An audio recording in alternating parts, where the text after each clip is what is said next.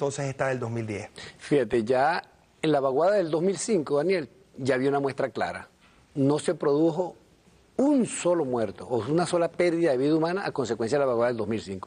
Ya eso dio una muestra. Claro, por decisión de nuestro presidente se acometieron obras que jamás se habían acometido, que fue el embaulamiento de las principales cuencas, 32 cuencas entre el eje que tenemos nosotros entre Catia-La-Mar y Los Caracas, es decir, Arrecife y Los Caracas. Esas cuencas, que son las donde hay más gente que vive, bueno, fueron las cuencas que más fueron afectadas. ¿Y el comportamiento durante esta vaguada de esas cuencas que ya fueron controladas, cómo se comportaron durante esta fecha? Igual, llevaron agua, y incluso a veces hay opiniones tan ridículas que uno veía por los medios regionales y en algunos medios nacionales y decía, pero no ven la cantidad de agua. Bueno, hermano, si está lloviendo, ¿qué crees tú que va a caer? Pues agua.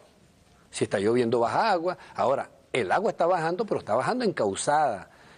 Sedimentos y siempre baja. Nosotros tenemos un elemento, Daniel, que es bien importante, que lo consideremos. Nosotros siempre, en Vargas, por nuestra ubicación geográfica, por nuestras características, siempre vamos a estar expuestos a que lo que ocurra en el Guaraíra-Repano, en la parte alta, de alguna manera tenga una incidencia en nosotros, nos afecte más o menos, pero tenga una incidencia, porque estamos en la falda del Guaraíra-Repano, pero además estamos frente al Mar Caribe, pero además estamos sobre una falla geológica, es decir, quizás nuestro riesgo, y lo dicen, lo han dicho en estos momentos incluso algunos especialistas, quizás el más fuerte es el que pueda provenir de un sismo. Bueno, pero el agua también nos afecta, ¿no? Y nos han afectado todos. Ahora, eso nos obliga a tener una cultura de riesgo, de vivir en riesgo. No hay edificaciones que se hayan construido en Vargas que hayan considerado esa variable, y por eso, en tiempo de la Cuarta República, ahora no, ahora hay criterios legales que se dice, usted que aspira a construir lo que sea, bueno, la variable de riesgo, cómo está considerada en esa construcción, o sea, incorporar un elemento, es un Estado responsable, pues. Usted nos habla de dos elementos importantes. El primero de ellos tiene que ver con toda la infraestructura que se construyó posterior al año 1999, que ha permitido que todas esas torrenteras que bajan del Ávila, usted ya lo comentaba bien, estén encauzadas y no generen mayores problemas.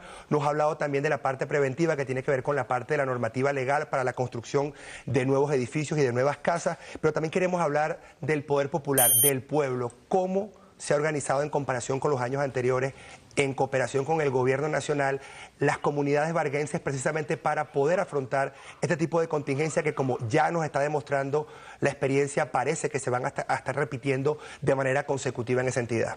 Sí, fíjate, la participación del pueblo es lo determinante, y sobre todo el pueblo organizado.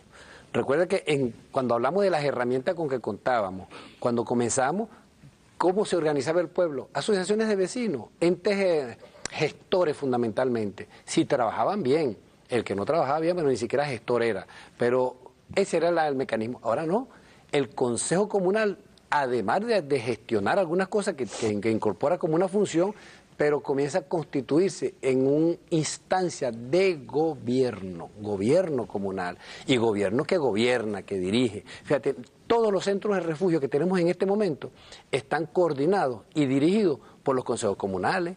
Nosotros, como instancias de gobierno, somos lo que tenemos que ser, pues, ayudantes, facilitadores, los recursos que no tienen las comunidades. Bueno, nosotros ayudamos, y ha habido un despliegue. Claro, 11 años de revolución, 11 años que ha permitido las obras de infraestructura que se han realizado.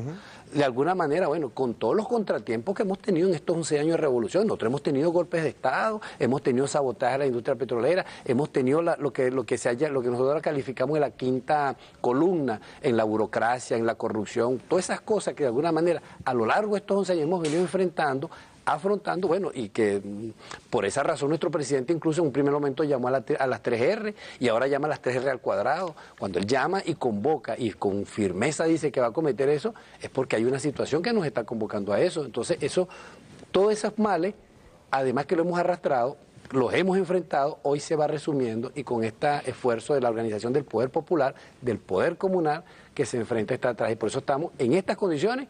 Tampoco se ha perdido una vida a consecuencia de un derrumbe, de un deslizamiento. Solamente, y eso hay que decirlo, las dos vidas que se perdieron en Vargas en estos días fue la del concejal Miguel Zavala, presidente del Consejo Municipal, y la del policía que lo acompañaba en ese momento. Y estaba en unas funciones, Daniel, de recorrido, supervisión de los trabajos que se estaban haciendo en la vialidad, de despeje de los seguimientos que van, que es decir, trabajando de alguna manera para minimizar los efectos de esta vaguada. Cuando usted nos hacía, alcalde, actualmente el análisis del por qué buena parte de la población varguense se ubica en zonas de riesgo, usted nos hablaba que fueron desplazados precisamente porque las mejores tierras fueron tomadas por clubes, fueron tomadas por grandes condominios y ellos fueron prácticamente desplazados hacia la montaña. Cuando revisamos geográficamente lo que es el estado Vargas, vemos que la franja de tierra plana es bastante poca. Y yo quiero invitarlo a que escuchemos de inmediato a Juan Carlos Loyo,